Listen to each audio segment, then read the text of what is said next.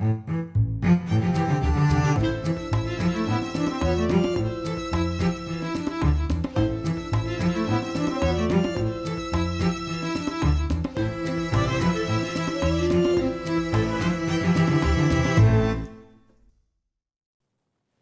I'm Micah Halpern.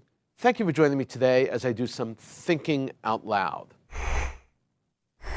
Our first segment is called Background Briefing. The first thing I've been thinking about is the difference between terror and mass murder. There's a huge difference, and it's worth discussing.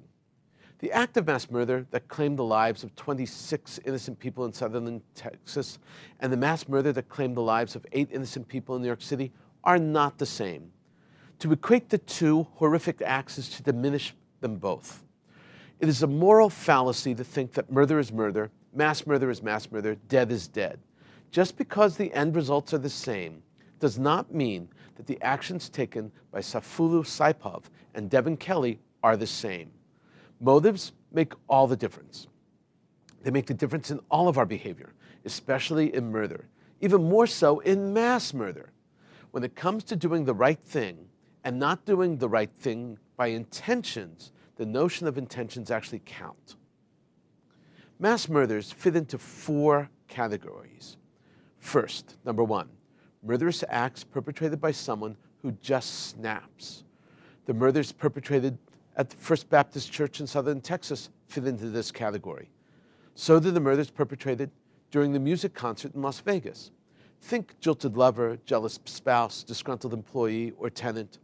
After acts of this type are carried out, mental health professionals can offer us much more information than law enforcement professionals. Number 2, murderous acts perpetrated by teens motivated by adolescence and their lost sense of reality.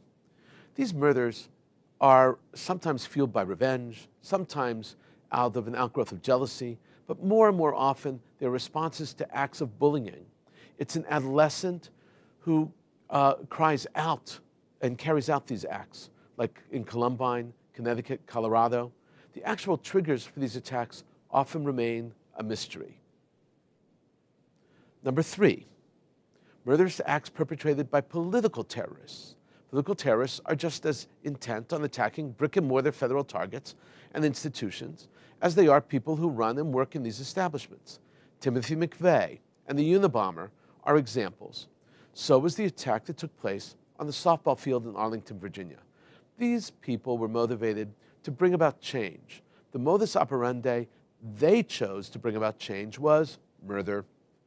Perpetrators who attack federal targets and strike at government facilities and people, that's their agenda. They have plans and they have a manifesto. They are making a very big statement. Killing is part of their cause. And finally, number 4, murderous acts perpetrated by Islamic terrorists. Muslim terrorists are motivated by a call to defend their cause as soldiers.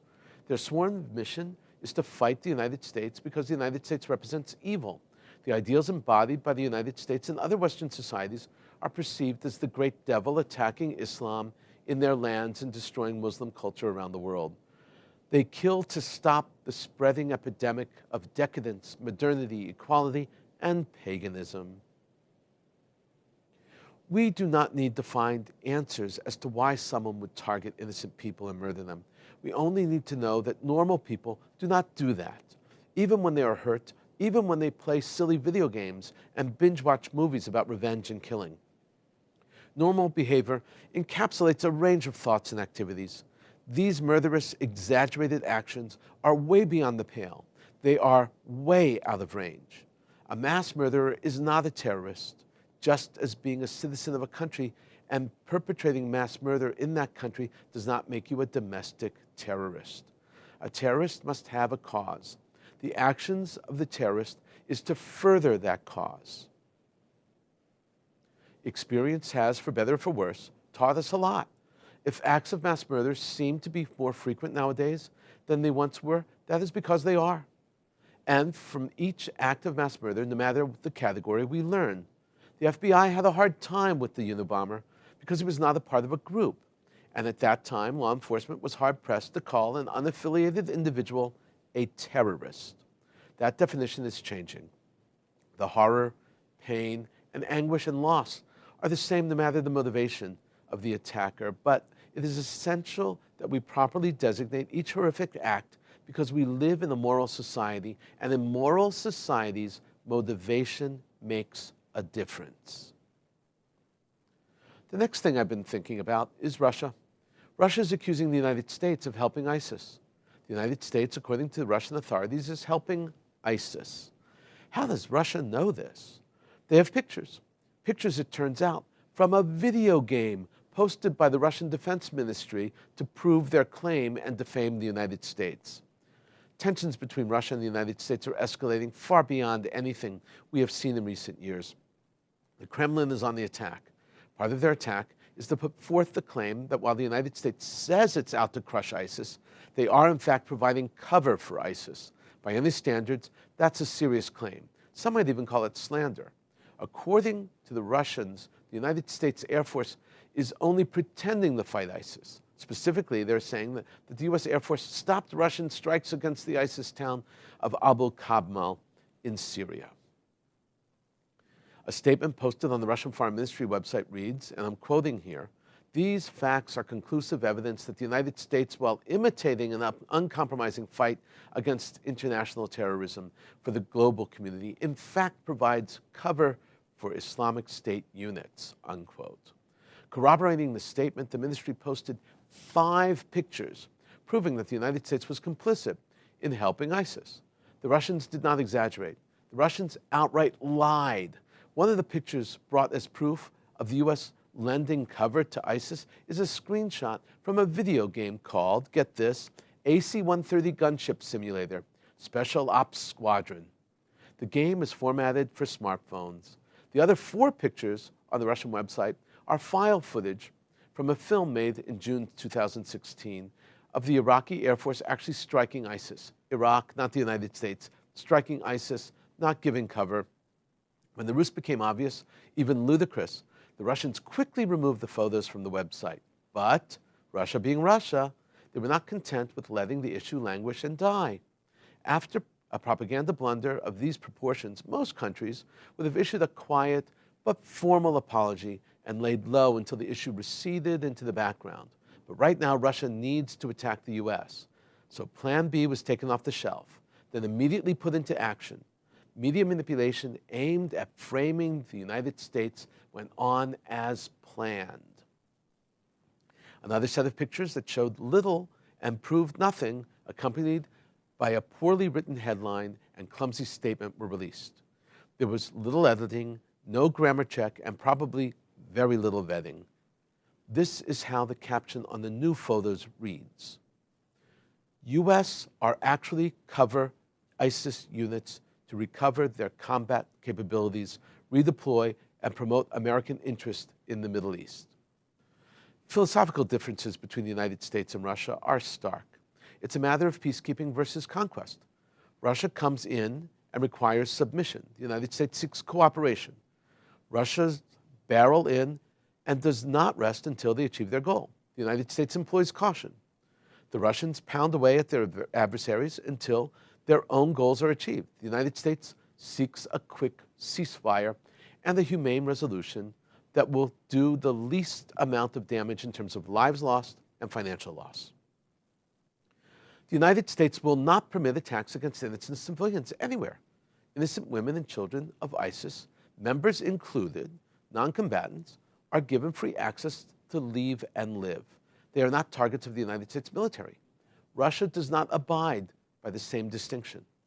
The evacuation, disintegration, and transformation of ISIS over these past few months has served to highlight the vast differences in military style between these two most powerful countries. That difference is a serious bone of contention between Russia and the United States. And that in part explains the ongoing propaganda campaign launched by Russia to besmirch the United States in what should really be a joint campaign to rid the world of ISIS. Finally, I've been thinking about how important it is to bring Nazi war criminals to justice. In Germany, a 92-year-old and 93-year-old are on trial. The charge is Nazi war crimes. They were accused of being Nazi prison guards in Stutthof concentration camp. The camp was located just over the border in Poland. At the time, the city was called Danzig. Today in Polish, it's called Gdansk. Charging nonagenarians has its risks. It raises questions as to the purpose of any trial when the accused are so old or sick that they, quite realistically, may not even live long enough to see the end of their trial. And yet, despite those risks, hesitations, this trial is fair, just, and necessary. The reasons why must be clearly articulated to Germans, to the world, and to the Jewish people around the world. This trial is not about revenge. It's about justice and about history. There is no statute of limitation on mass murder or crimes against humanity. The evil of the deeds that were perpetrated in Stutthof and in other camps during the reign of the Nazis is unimaginable to those of us fortunate enough not to have been victims. It's our obligation, even these many years later, to bring Nazi guards to justice. It's our duty to show the world how low ordinary, everyday people sank in carrying out Hitler's plan to murder the Jews of Europe. After the war, a few groups of young, strong Jewish survivors engaged in acts of revenge. They self-organized and went from town to town brutally exacting revenge on Nazis and Nazi collaborators. These groups had different monikers, different names, but most commonly they were called themselves Schlagers, which in Yiddish means hitters. They had been hit, and now they were hitting back. There were not many of these groups, and it did not go on for long. In the specific case of Stutthof, the often used claim of not knowing what was happening is impossible to believe. It's hard to imagine that anyone who was there, especially the guards, would not have known about the newly built gas chamber added to the camp in the fall of 1943. It's impossible to have been ignorant of the murder of 85,000 out of 110,000 people brought to Stutthof. It's impossible to have been blind to the horrific conditions, poor sanitation in the camp, the diseases, the dysentery, the malnutrition.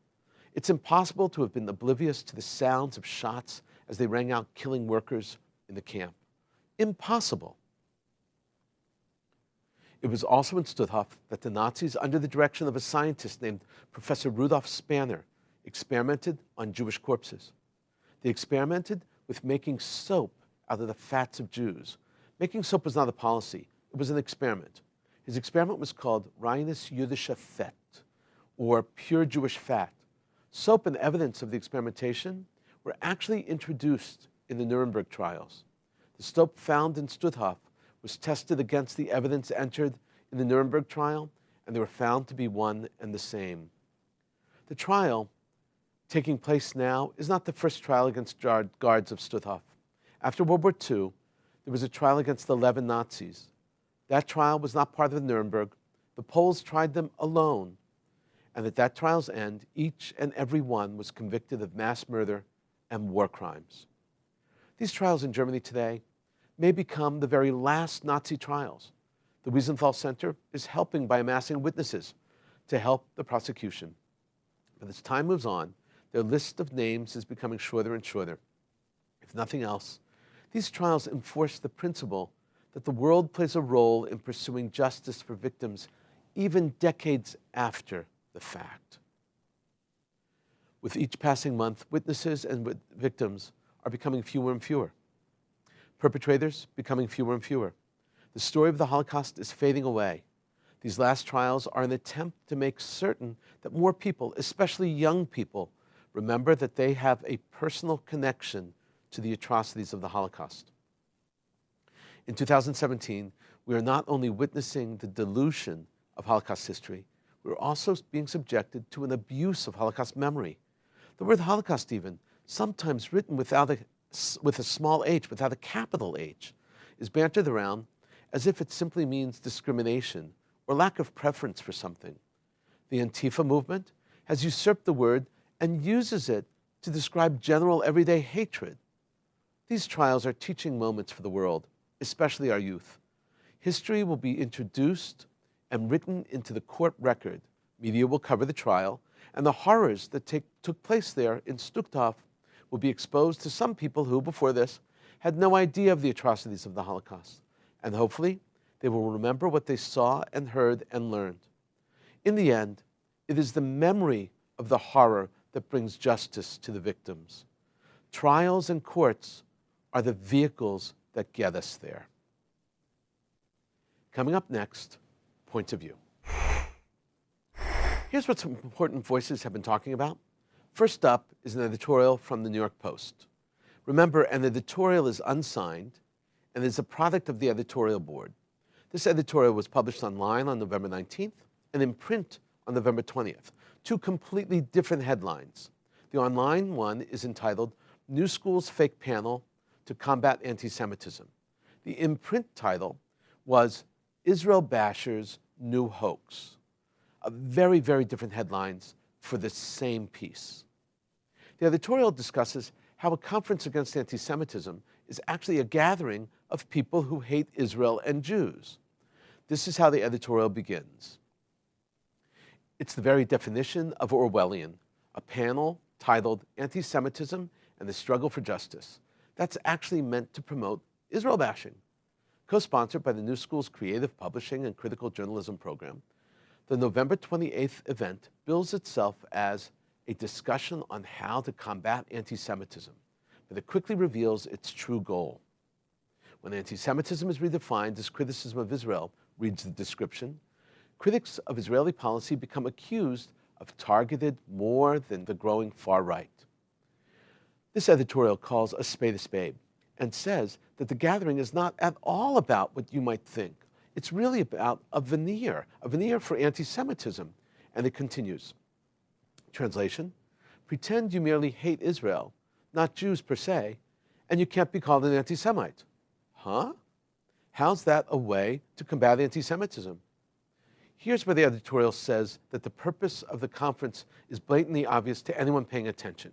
It continues, let's be honest, attacking Israel is often little more than cover for Jew-hating, a point the State Department makes in its official definition of anti-Semitism.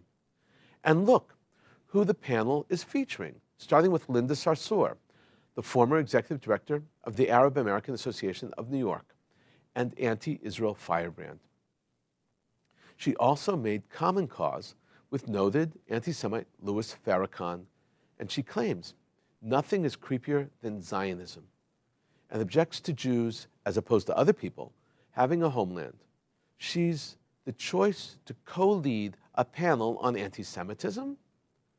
Established Jewish leadership and academic experts on anti-Semitism are missing the conference. Here is what the ADL chief, Jonathan Greenblatt, tweeted about the conference. The editorial continues here by quoting Greenblatt himself. As ADL National Director Jonathan Greenblatt recently tweeted, having Linda Sarsour and head of JVP leading a panel on anti-Semitism is like Oscar Mayer leading a panel on vegetarianism. Yet most telling is the lack of any real anti-Semitism experts on the panel. For that matter, even any moderates or conservatives. The editorial concludes taking the New School to task. No, this Israel Bash Fest won't combat anti-Semitism, but only inflame it and shame the New School for sponsoring it.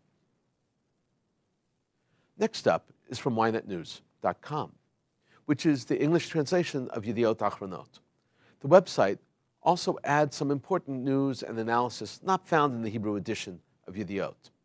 This column is entitled, As Israel Marks 40 Years Since Sadat's Visit, Egypt Refuses to Join the Party. It was written by Smadar Perry, the Arab affairs analyst for the Hebrew paper Yediot, and was published on November 20th, 2017. The column begins, on November 9th, 1977, Egyptian President Anwar Sadat faced the cameras for his annual address in the presence of hundreds of members of the People's Assembly in Cairo, which went on to become the Egyptian parliament. Guests of honor led by PLO Chairman Yasser Arafat, local newspaper editors, and foreign diplomats. The speech was long and boring, but suddenly it took a dramatic turn. Sadat changed his tone, raised his voice, and dropped the bomb. I am willing, he declared, to travel with my peace initiative to the end of the world, even to Jerusalem. And he immediately added, I want to enter the Israelis' hearts, break the psychological barrier. Now Perry describes Sadat's arrival in Israel and the tensions of the moment, especially the distrust. On November 19th, he arrived in Israel. Up to the very last minute, there were quite a few people in Israel who suspected that the Egyptians' plane door would open and an armed terrorist cell would burst out with drawn weapons to try to assassinate all the VIPs standing along the red carpet at Ben Gurion Airport. The entire political echelon was there, led by Prime Minister Menachem Begin. The suspicions were so strong that the Sayeret Mankal elite unit was sent behind the plane just in case. Now, 40 years later, the great historical event is being remembered. Simultaneous events in both Israel and Egypt. But it seems that Egypt could not really get excited about the events. Perry concludes by writing this: the only thing they are doing to mark the event is analyzing the motives of Sadat's dramatic decision. What he went through in his days of seclusion in Sinai and in Romania, who he consulted, if he consulted anyone, and why did he believe he would succeed in shattering the barriers between the people. His widow, who turned down an invitation to come to Israel, is actually giving non-stop interviews in Cairo. Israel is an established fact, even in the changing reality, but normalization is a different story.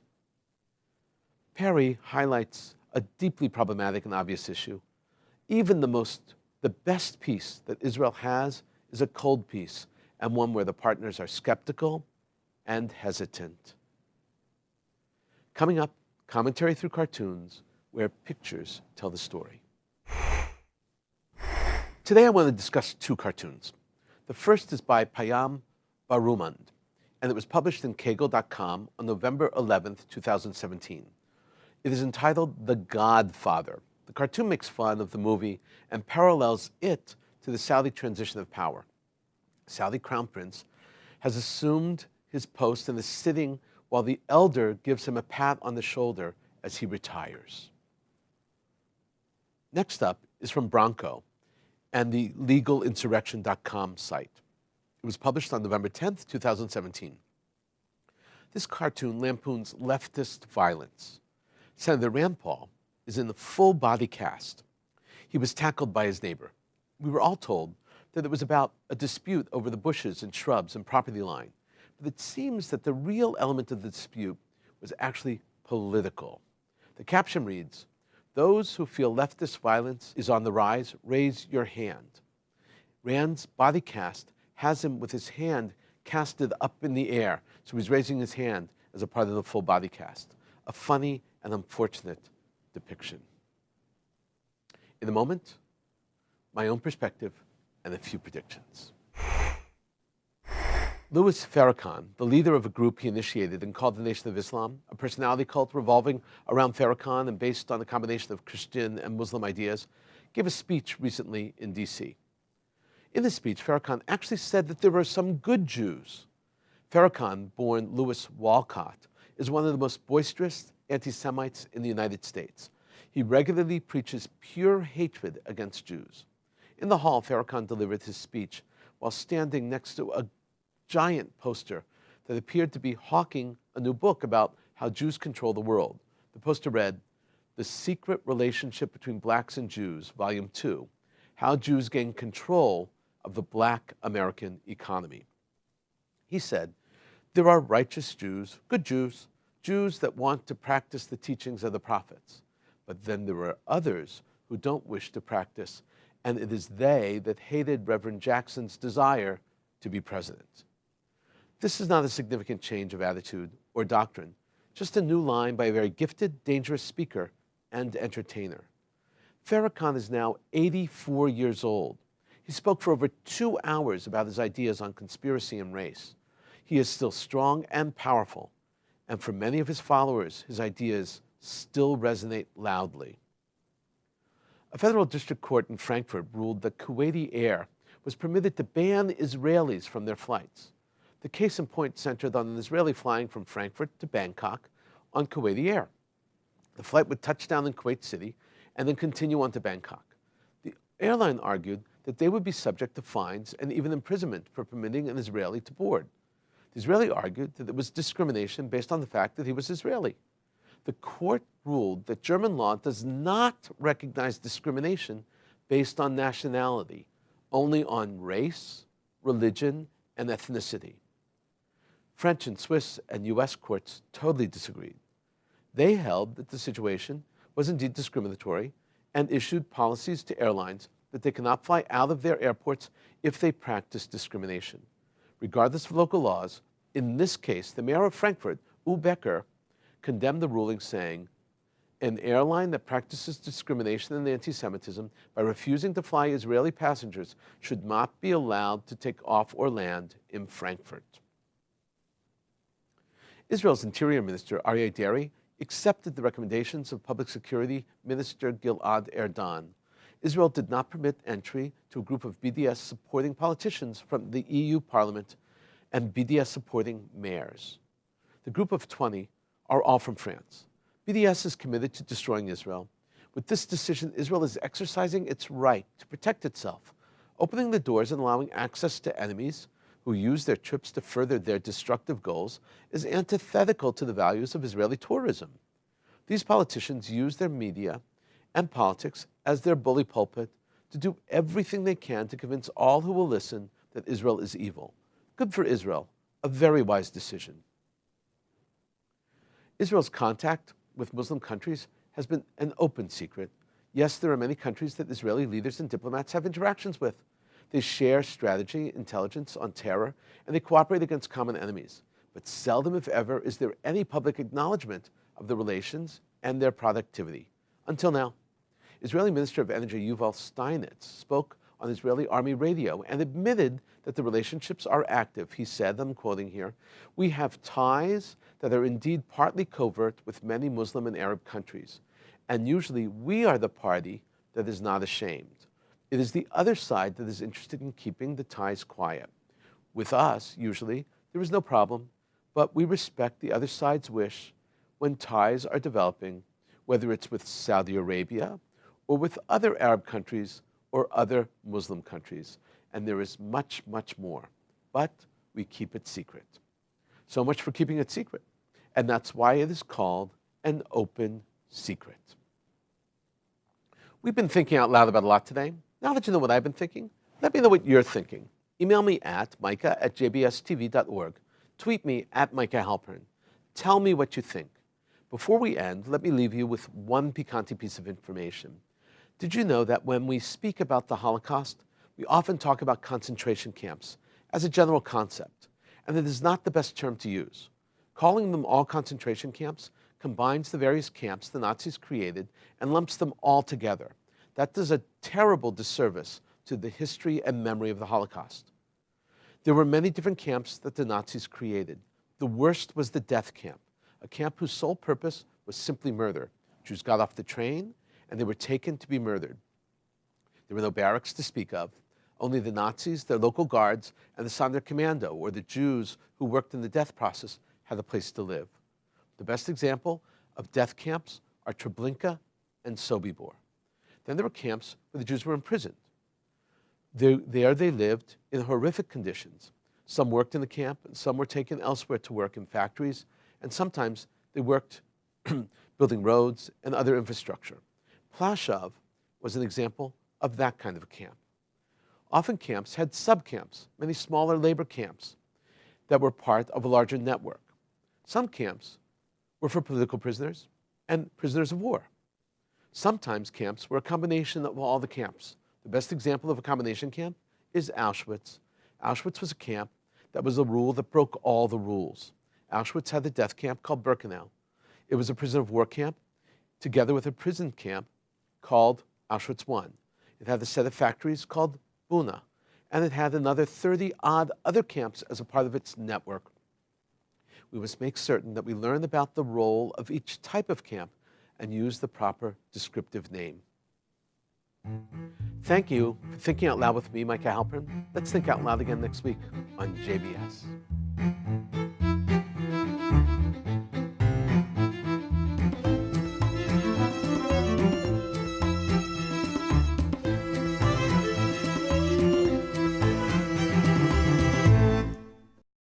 We would would be pleased to send a complimentary DVD of this program to anyone who wishes to support JBS, the Jewish Broadcasting Service, with a tax-deductible gift of $36, double chai or more, to the nonprofit organization Jewish Education in Media.